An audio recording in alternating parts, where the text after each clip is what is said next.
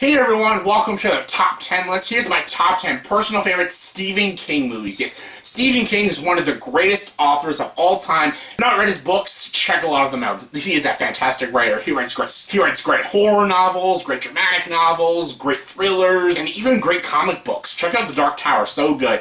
He's one of the greatest writers of all time, and a lot of his books have been adapted into movies, and I thought I'd count down my top 10 personal favorite Stephen King movies. So yeah, here we go. Here's my top 10 personal favorite Stephen King movies. And before top 10, let's you gotta have your honorable mentions. My honorable mentions are Pet Sematary, Christine, Cujo, Creepshow 2, and Secret Window. All decent movies. Just come to the top 10 list. But what did my top 10 was my number 10. My number 10 is The Mist. Yes, Something in the Mist. Oh, Frank Darabont did a great job this movie. Director of another movie that'll be on this list. But yeah, also the co-creator of The Walking Dead.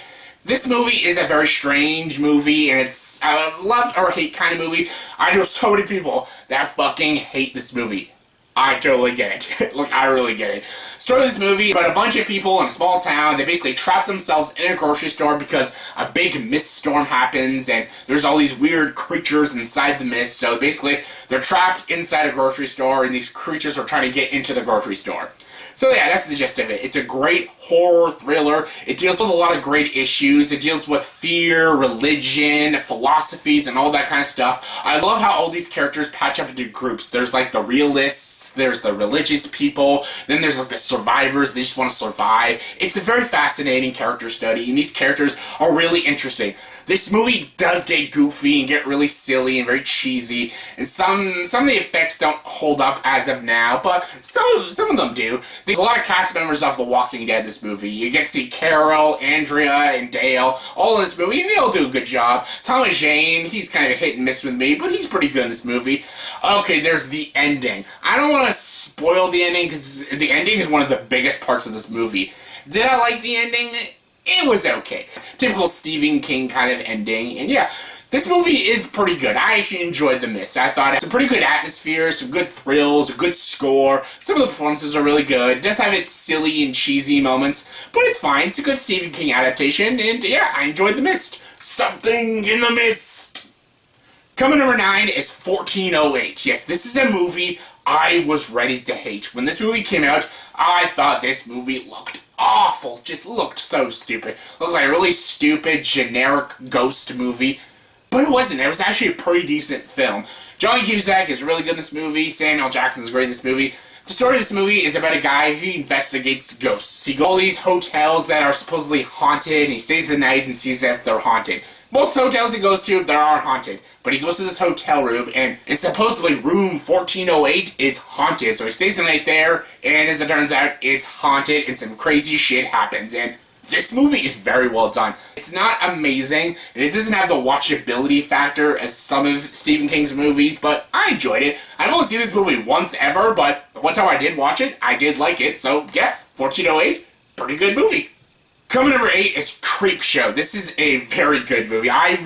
This is the kind of movie I always watch during the Halloween season. This is basically a movie about a bunch of short stories and stuff, and there's a lot of weird stories. One's about a crate with a creature in it.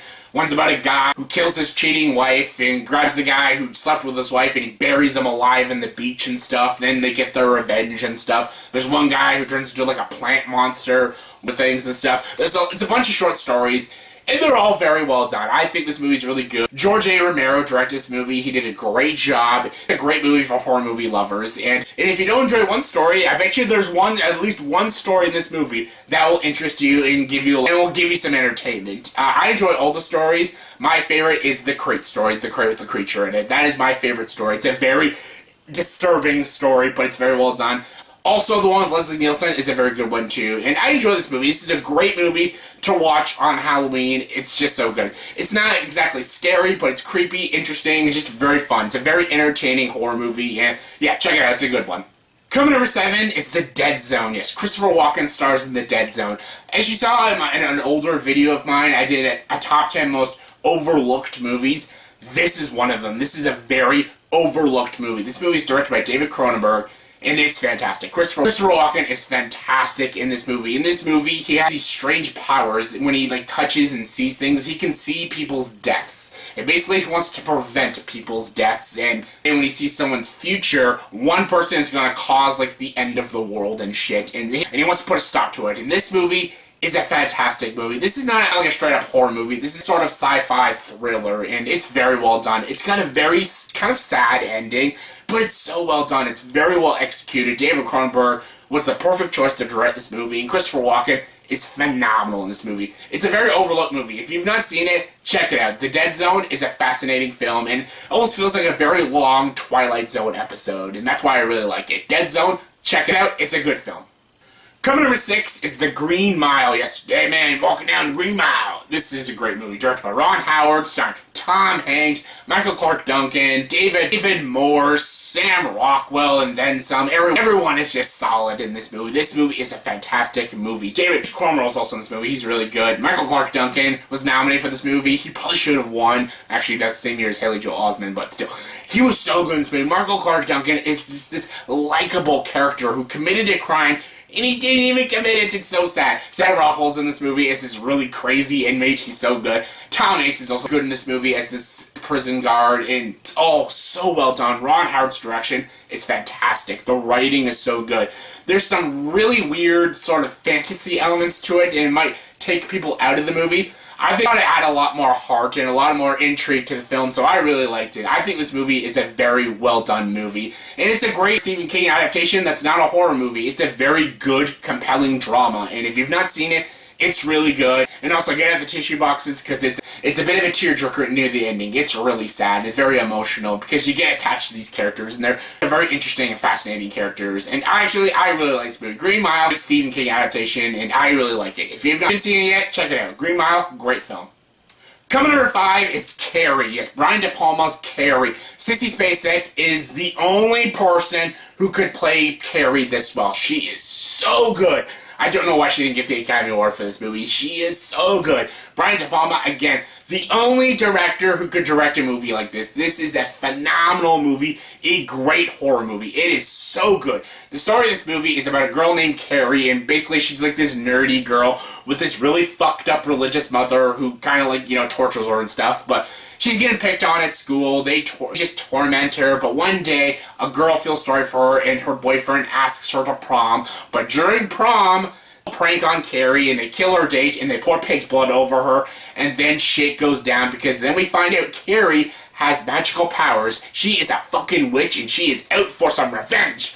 And it's just a crazy movie. This movie is so intense and just frightening at times. Some of the imagery in this movie is just fucked up. It's so well done. One of the first roles of John Travolta. He's pretty good in the movie. This movie's amazing. Sissy Spacek did a fantastic job. I don't know who the actress was who played her mother. Another amazing performance. Yes, the remake isn't horrible, but it wasn't Carrie. It didn't feel like Carrie. Chloe Grace Moretz was trying, but she was no Carrie. Julianne Moore is a great actress, but she was awful in that movie. And then the overuse of special effects, it just didn't look good. It didn't have that gritty, disturbing feel like this movie did. Brian De Palma's direction was fantastic. It's a very intense film, and it creeps the living shit out of me. A great movie to watch during the Halloween season, because it's Carrie. It's fucking terrifying. Coming number 4 is Stand By Me. Yes, Rob Reiner, Stand By Me. Yes, Stand By Me. Stand By Me. Oh, these 4 kid actors all do a fantastic job. Will Wheaton, Jerry O'Connell, River Phoenix, Corey Feldman, all so good. They all have great chemistry with each other. These are great kid actors. Kiefer Sutherland is in this movie as a jackass teenager. He's also very good in this movie.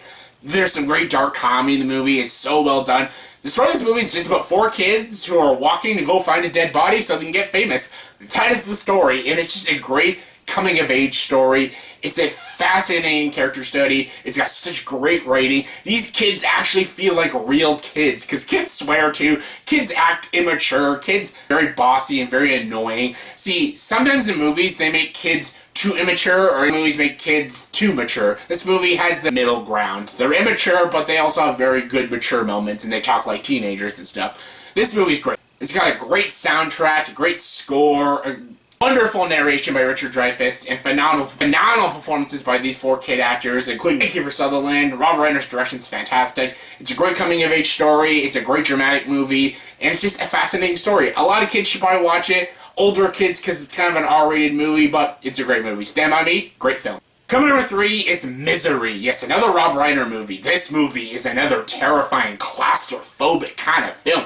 God, this movie just makes you feel gross to watch it. It's just so messed up. It's just so creepy. The story of this movie is about a famous author, and he's driving, and he gets in a car accident, and a lady finds him. Basically, she brings him to her house, and basically takes care of him.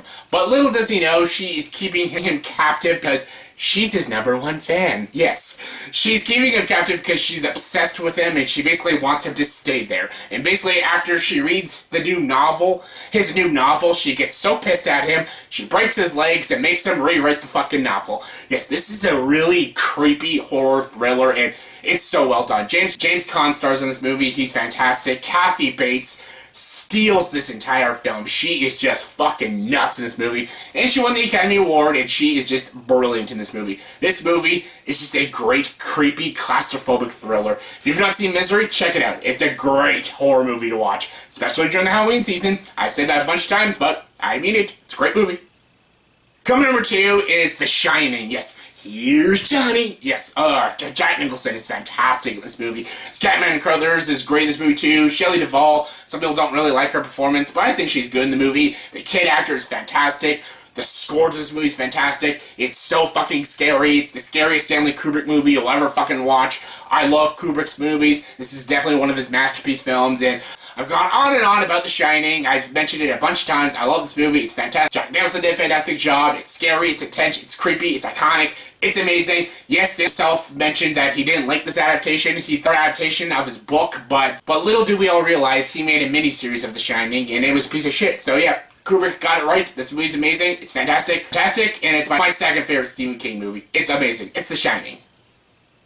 And my #1 favorite Stephen King movie is The Shawshank Redemption. Yes, Frank Darabont's The Shawshank Redemption is amazing. Amazing. When did this movie come out? 1993, 1994? Amazing. Forrest Gump did not deserve to win Best Picture that year. Should have won Pulp Fiction or The Shawshank Redemption. This movie is fantastic. It's a great, realistic movie about prison inmates, people locked in prison. It's about Andy Dufresne, played by Tim Robbins. He's in prison, and you don't know, did he kill his wife? Did he do it? You don't know. And this movie co-stars Morgan Freeman as the character Red. Yes, first time I saw Andy Dufresne, my name is Morgan Freeman. Yeah.